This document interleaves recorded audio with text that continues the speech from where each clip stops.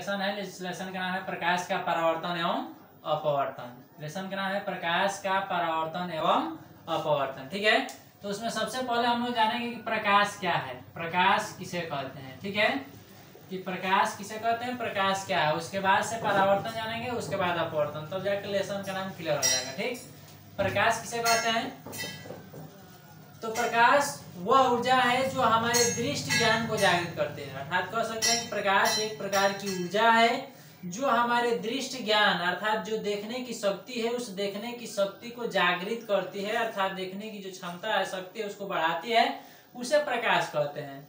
कि प्रकाश एक प्रकार की ऊर्जा है जो हमारे दृष्टि ज्ञान को जागृत करती है, उसे प्रकाश कहते हैं। ठीक है, कि प्रकाश एक प्रकार की ऊर्जा है जो हमारे दृष्टि ज्ञान को जागृत करती है, उसे प्रकाश कहते हैं।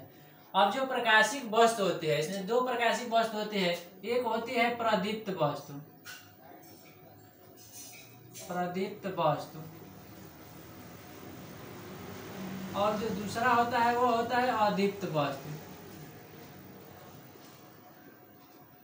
एक होती है प्रदीप्त वस्तु, दूसरा होती है अदीप्त वस्तु। ठीक है, प्रदीप्त वस्तु किसे कहते हैं और अदीप्त वस्तु किसे कहते हैं, कि वे वस्तुएं जिनका स्वयं प्रकाश होता है, अर्थात वे वस्तुएं जो स्वयं प्रकाशित होती है, उसे प्रदीप्त वस्तुएं कहते हैं। इनका स्वयं प्रकाश होता है, किसी दूसरे के प्रकाश से प्रकाशित नहीं होते हैं, स्वयं का इनका जो है प्रकाश होता है। कि वे वस्तुएं जिनके स्वयं का प्रकाश होता है, उसे प्रदीप्त वस्तुएं कहते हैं। कि वे वस्तुएं जिनके पास स्वयं का प्रकाश होता है, उसे प्रदीप्त वस्तुएं कहते हैं। जैसे सूर्य है, मोमबत्ती है, लालटेन है, ये सभी क्या है, प्रदीप्त वस्तुएं हैं। कि वे वस्तुएं जिनके पास स्वयं का प्रकाश होता है, उसे प्रदीप्त वस्तुएं कहते हैं। और सेम इसका उल्टा जो है अदीप्त वस्तुएं, कि वे वस्तुएं जिनके स्वयं का प्रकाश नहीं होता है, बल्कि वह दूसरे के प्रकाश से प्रकाशित होती है, उसे अदीप्त वस्तुएं कहते हैं। कि वे वस्तुएं जिनके पास स्वयं का प्रकाश नहीं होता है, बल्कि वह दूसरे के प्रकाश से प्रकाशित होती है, उसे अदीप्त वस्तुएं कहते हैं। जैसे कुर्सी है, मेज, etc इत्यादि, ये सभी क्या है, अदीप्त वस्तुएं। चंद्रमा भी हो जाएगा, चंद्रमा का भी स्वयं प्रकाश नहीं होता है, वही सूर्य के प्रकाश से प्रकाशित होता है। अर्थात वे वस्तुएं जिनका स्वयं का प्रकाश नहीं होता है, बल्कि वह दूसरे के प्रकाश से प्रकाशित होती है, उसे जो है अदीप्त वस्तुएं कहते हैं। ठीक है, अब आगे चलेंगे तो उसमें आता है प्रकाशिक माध्यम।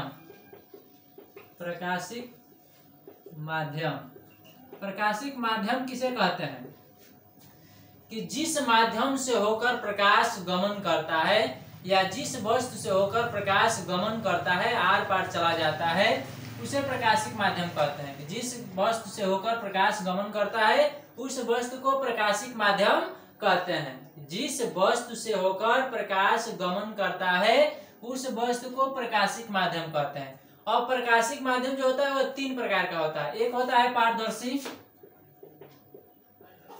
पारदर्शी, दूसरा होता है अपारदर्शी, और तीसरा जो होता है वो होता है पारभासी। ये तीन जो होते हैं प्रकाशिक माध्यम होते हैं। ठीक है, पारदर्शी किसे कहते हैं, कि वे वस्तुएं जिससे प्रकाश आर पार चला जाता है, कि वे वस्तुएं जिससे प्रकाश आर पार चला जाता है, उसे पारदर्शी कहते हैं। कि वे वस्तुएं जिससे प्रकाश आर पार चला जाता है, उसे पारदर्शी कहते हैं। जैसे कांच है, तो कांच क्या है, पारदर्शी है, क्योंकि कांच से जो प्रकाश है वह प्रकाश आर पार चला जाता है। देखे होंगे कि टार्च जो है, उस टार्च में के ऊपर जो है कांच लगा होता है, लेकिन जब हम लोग बल्ब को जलाते हैं तो वह प्रकाश जो होता है वह कांच से जो है पार होकर हमें दिखाई देता है। या लाइट देखें, गाड़ी की लाइट है, वो भी कांच उसमें भी लगा होता है, लेकिन जब लाइट को जलाते हैं तो वह जो है प्रकाश बाहर की तरफ फेंकता है, उस कांच से निकल जाता है। या ये बल्ब देखे हैं, बल्ब भी कांच का ही होता है, लेकिन जब प्रकाश उसमें जब जलता है तो वह प्रकाश जो होता है चारों तरफ फैल जाता है। ठीक है, अर्थात कांच जो है पारदर्शी हो गया, कि वे वस्तुएं जिससे प्रकाश आर पार चला जाता है, अर्थात उसमें से निकल जाता है, उसे जो है पारदर्शी कहते हैं। अपारदर्शी, कि वे वस्तुएं जिससे प्रकाश आर पार नहीं जाता है, आर पार नहीं गमन कर सकता है, वो अपारदर्शी है। कि वे वस्तुएं जिससे प्रकाश आर पार नहीं जा सकता है उसे अपारदर्शी कहते हैं। जैसे दीवार है, अब दीवार है तो मान लीजिए कि अगर यह रूम जो है, इस रूम के चारों तरफ से दीवार बंद कर दी जाए और इसमें लाइट जला दी जाए तो यह जो है प्रकाश किसी दूसरे रूम में नहीं जाएगा, क्योंकि यह दीवार जो है अपारदर्शी है और प्रकाश को जाने से रोक लेगी। ठीक है, तो दीवार हो गई और क्या हो गई, अपारदर्शक हो गई। अब है पारभासी या अल्प पारदर्शक भी कहते हैं। कि वे वस्तुएं जिससे प्रकाश का आंशिक भाग यानी थोड़ा थोड़ा भाग जो है आर पार जाता है उसे पारभासी कहते हैं। कि वे वस्तुएं जिससे प्रकाश का आंशिक भाग यानी थोड़ा थोड़ा भाग जो है आर पार जाता है उसे पारभासी कहते हैं। जैसे तेल लगा हुआ कागज, यदि एक कागज है और उसमें तेल लग गया हो तो उसे देखेंगे तो प्रकाश का कुछ भाग जो है आर पार जाएगा, संपूर्ण भाग नहीं जाएगा लेकिन कुछ भाग आर पार जाएगा। या खिसा हुआ कांच हो, अर्थात जो कांच यानी जो शीशा चमक जाता हो तो उसको देखेंगे तो उसमें से भी प्रकाश आर पार नहीं जाएगा। जैसे मान लीजिए शीशा है, यह घिसा हुआ है, कटा हुआ, फूटा हुआ है, ठीक है, तो जहां पे यह जो है चनका है अर्थात इसका जो है ये दरार बनी है वहां से प्रकाश नहीं जाएगा, जो भाग बचा है उसी से प्रकाश जाएगा। अर्थात ये जो पूरा है ये पूरे प्रकाश न जाकर जो है जो भाग इसमें जो दिखाई दे रहा है केवल उसी भाग से जाएगा, बाकी जो भाग जहां से वो जो है चमका हुआ है वहां से प्रकाश आर पार नहीं जाएगा। अर्थात यह जो है पारभासी हो, क्योंकि प्रकाश का संपूर्ण भाग नहीं जा रहा है, आंशिक भाग कुछ भाग ही जा रहा है, इसलिए यह हो गया पारभासी। ठीक है, आगे चलेंगे तो प्रकाश किरण आते हैं। प्रकाश किरण, कि प्रकाश किरण किसे कहते हैं। ठीक है, कि प्रकाश जिस ऋजुरेखीय मार्ग में गमन करता है, कह रहा है कि प्रकाश जिस ऋजुरेखीय मार्ग में, ऋजुरेखीय मार्ग का मतलब हो गया कि सीधा मार्ग जो होता है, क्योंकि प्रकाश हमेशा सीधी मार्ग में ही गति करता है। ठीक है, तो कह रहा है कि प्रकाश जिस ऋजुरेखीय मार्ग में गमन करता है उसे जो है प्रकाश की किरण कहते हैं। उस ऋजुरेखीय मार्ग को ही प्रकाश की किरण कहते हैं। कि प्रकाश जिस ऋजुरेखीय मार्ग में गमन करता है उसे प्रकाश की किरण कहते हैं। ठीक है, अब ये प्रकाश किरण जो होता है उसके बाद से आगे चलेंगे तो प्रकाश किरण पुंज होता है। आगे मिलता है प्रकाश किरण पुंज। और प्रकाश किरण पुंज क्या है कि प्रकाश किरणों के समूह को, यानी प्रकाश किरण अगर एक ही दिशा में कई प्रकाश किरणें जा रही है तो वह समूह हो जाएगी। तो वही कह रहा है कि प्रकाश किरणों के समूह को प्रकाश किरण पुंज कहते हैं। प्रकाश किरणों के समूह को प्रकाश किरण पुंज कहते हैं। प्रकाश किरण पुंज किसे कहते हैं, तो प्रकाश किरणों के समूह को प्रकाश किरण पुंज कहते हैं। और प्रकाश किरण पुंज जो होता है वो 3 प्रकार का होता है। प्रकाश किरण पुंज कितने प्रकार का होता है, 3 प्रकार का। जैसे मान लीजिए पहला जो होता है अभिसारी किरण पुंज, पहला होता है अभिसारी किरण पुंज। दूसरा जो होता है वो अपसारी किरण पुंज होता है।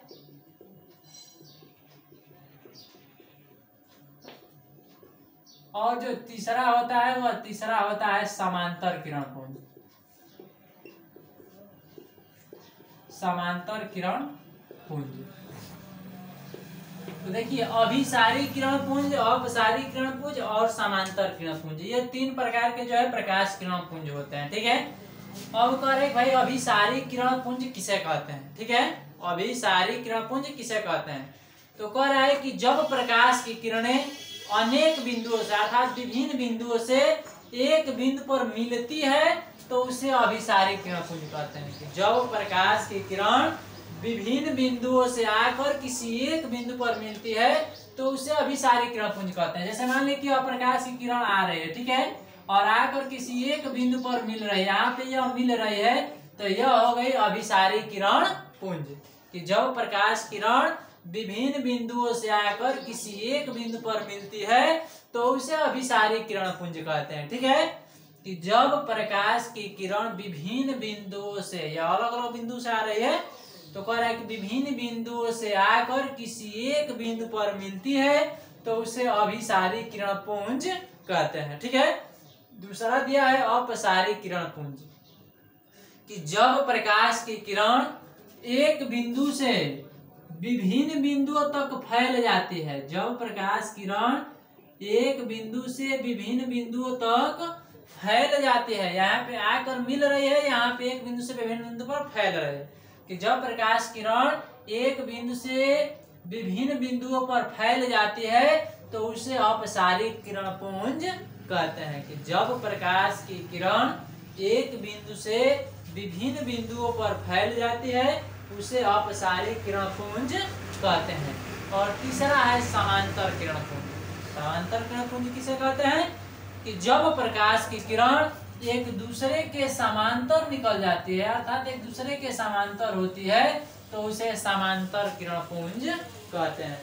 यानी जब प्रकाश की किरण एक दूसरे के समांतर होते हैं, समांतर किसे कहते हैं? जिनमें समान अंतर हो, यानी प्रत्येक जगह पर जो इनमें समान अंतर हो, ये कहीं मिलेगी नहीं, यह जाकर अनंत पर ही मिल सकती है, अन्यथा ये इधर कहीं नहीं मिलेगी।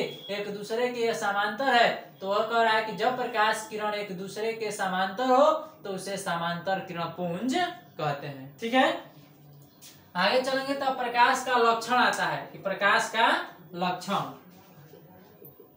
प्रकाश का लक्षण या गुण भी कह सकते हैं इसे। ठीक है, प्रकाश का लक्षण या गुण। तो प्रकाश का लक्षण या गुण किसे कहते हैं? पहला इसमें होता है कि प्रकाश एक सीधी रेखा में गमन करता है।